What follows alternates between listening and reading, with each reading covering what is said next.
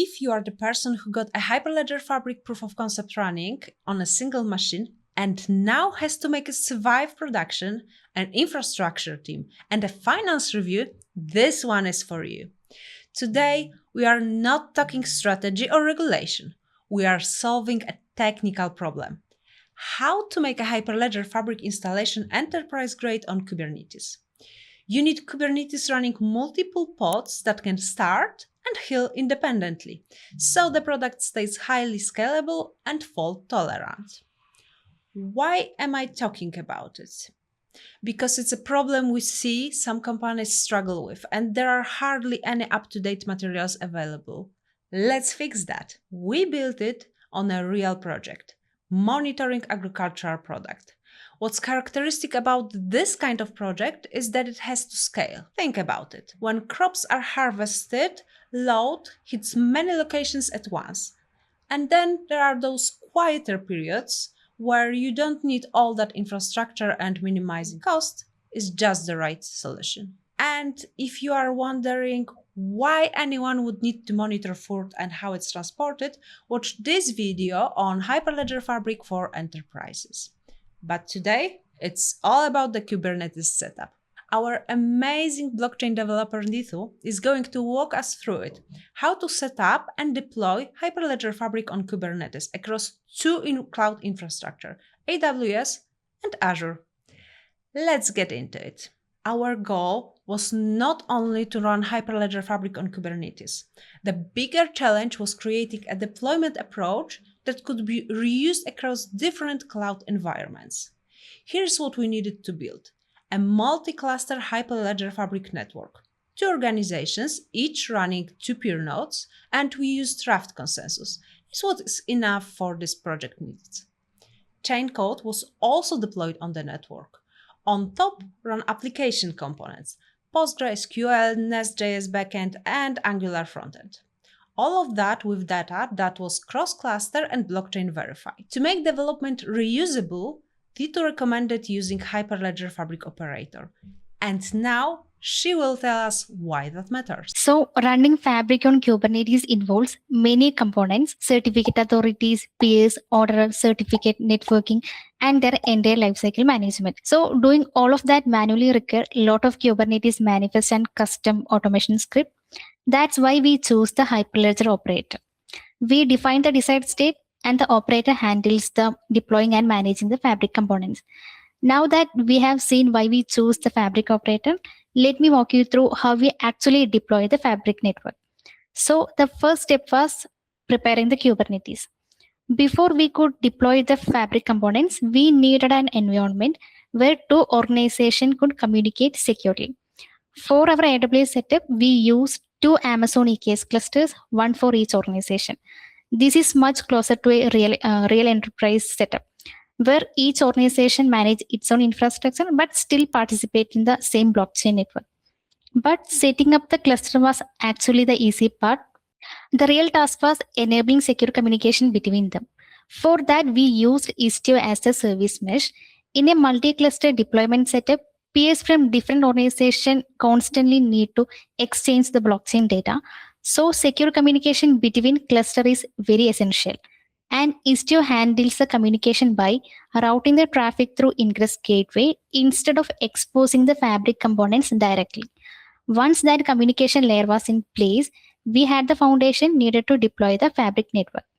With the infrastructure ready, the next step was deploying the Fabric components. One thing that's really important here is the deployment order.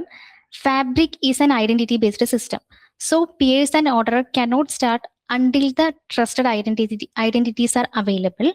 That's why we started with the certificate authority first. Each organization had its own certificate authority or a CA responsible for issuing the certificate to peers, order, administrator, and other Fabric components. In our setup, Cluster 1 hosted the Org1 CA and Order CA, while Cluster 2 hosted the Org2 CA. Once those identities were available, we deployed two peer nodes for each organization. So the job of the peer node is that they maintain the ledger, execute the chain code, and communicate with the rest of the network. Finally, we deployed the orderer. Their job is to package the transaction into block and distribute those blocks across the network. To do that, we used Raft consensus protocol, which is a standard production ordering service in Hyperledger Fabric. At this point, all the core components were up and running. Kubernetes handled the port failures automatically, while the Fabric operator continuously ensured the deployed resources are stayed in the intended state. However, they were still independent components. They were not actually working together as a blockchain network. The next step was to connect them. So next, we configured the Fabric network by creating the channel, joining the peers to it, and enabling communication between the both organizations. If you are new to Fabric, a channel is basically a private communication layer where participating organizations share the same ledger. In our deployment, both organizations joined the same channel. Once the channel was created, we need to perform all the channel operations. So instead of running the Fabric CLI from my local machine, I ran those operations as a Kubernetes jobs inside the cluster. So this will let the components communicate using the Kubernetes internal network, which is more reliable than going through the external Istio gateway. That was not only the configuration that we needed, we also had to configure the anchor peer. They help peers from different organizations discover and communicate with each other. Without them, the peer would still be running, they still be holding the ledger, execute the chain code, but the communication between the organization would not work properly. So this is very important that each organization must update the peer to anchor peer so that the cross-organizational communication will work properly. At this point, the individual Fabric components were connected into a single functioning blockchain network. The final step was connecting the application layer to the blockchain network. This included deploying the chain code, integrating backend and front-end application with the Fabric. For the chain code, we used CCAAS or chain code as a service approach. So instead of running the chain code inside the peer, the chain code run as a separate service. That means we can update or restart the chain code without restarting the peer. So once the chain code was in place, the backend uses the Fabric SDK to submit the transaction and read the blockchain data, while the frontend provides the user interface. Alongside the Fabric network, we deployed PostgreSQL, Next.js backend, and Angular frontend. So every event is stored in the application database, and hash of these event is anchored on the blockchain network. And for hashing, we used SHA-256 hashing algorithm. Finally, to make sure everything was working correctly, we fetched the same transaction hash from both organizations, and both returned the same result as expected. And so it's confirming that the ledger was replicated across both clusters. At the point, the complete workflow was working from a user request to a verified transaction on the blockchain. Of course, the deployment was not completely smooth. We ran into few challenges along the way. Let me share one of them. So the first one was networking. Everything inside the Kubernetes looked fine. The ports were running, the services were healthy, and AWS network load balancer had been created successfully. But when we tried to access the certificate authority from outside the cluster, we got the connection timeout.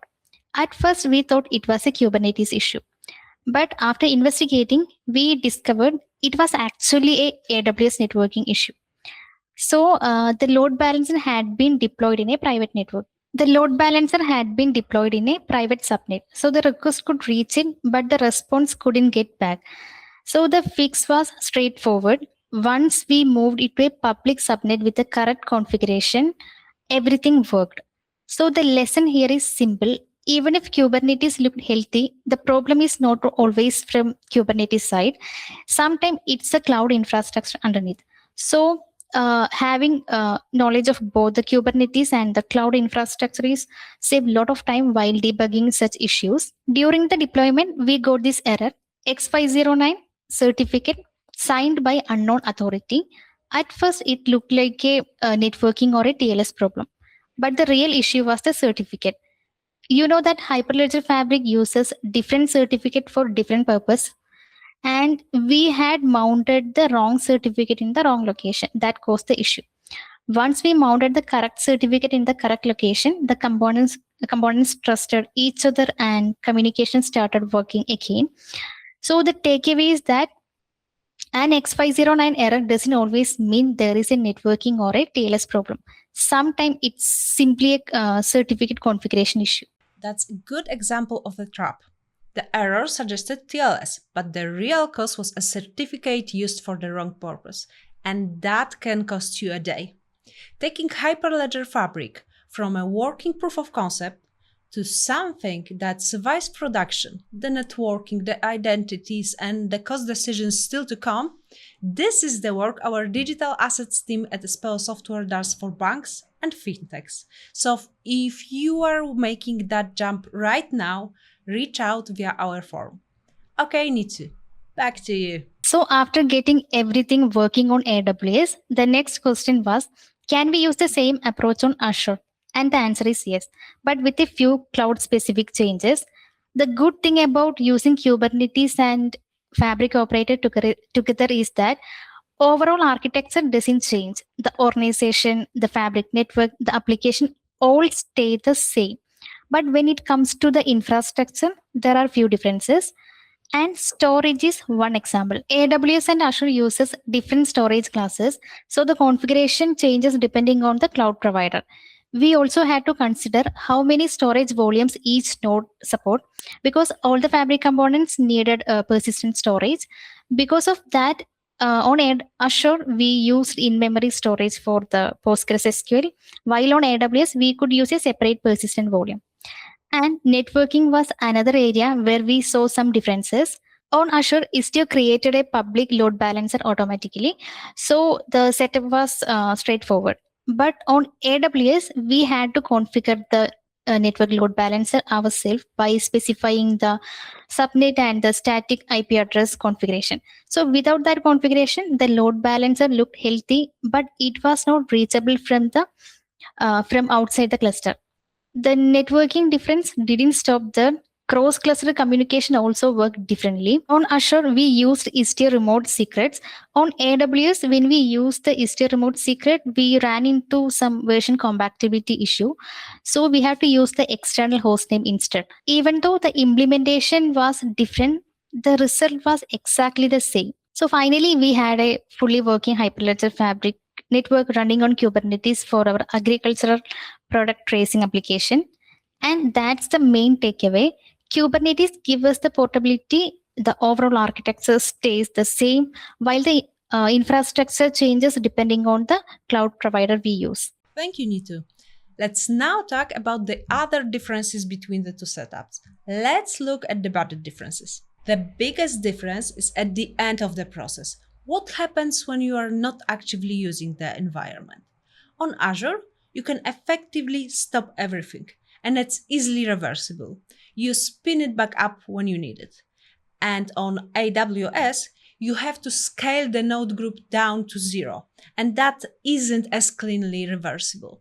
That means for Azure, stop and stop paying. For AWS, eliminate all nodes to stop paying. That has a direct impact on your monthly costs.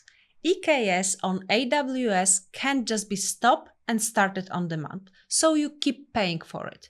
In our case, AWS came in at $160 a month, while Azure came in at around $60. Another slight difference is that AWS requires more workarounds, but the overall deployment time and workload end up fairly comparable.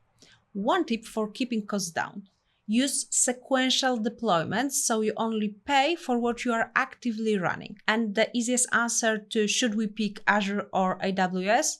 It's as usual. It depends. If you already have environments, policies, and access set up, or your company has a preference, say, for regulatory or location reasons, you go with what you have. But if it's a greenfield project and you are starting from a blank page, Azure AKS would be a better choice, especially when it comes to pricing and being able to stop and resume the environment as needed. So that is Hyperledger Fabric running on Kubernetes. Multi-cluster, production shape, and able to survive infrastructure team and a finance review. But look at what we have just deployed. It's classic mature fabric. It would handle tokens, but isn't optimized for those regulated digital assets. So if that's your case, LF Decentralized Trust is developing Fabric X, a blockchain with a different token model, privacy built in with zero-knowledge proof, and business logic moved out of Chaincode entirely. It's a new platform, not a new version. We made a full guide on exactly that, how Fabric X differs from the Hyperledger Fabric that you already know. It is the next big step in the making once you have Fabric in production. So watch the episode on that next. Please consider subscribing and, as always, remember to stay on the block to stay ahead.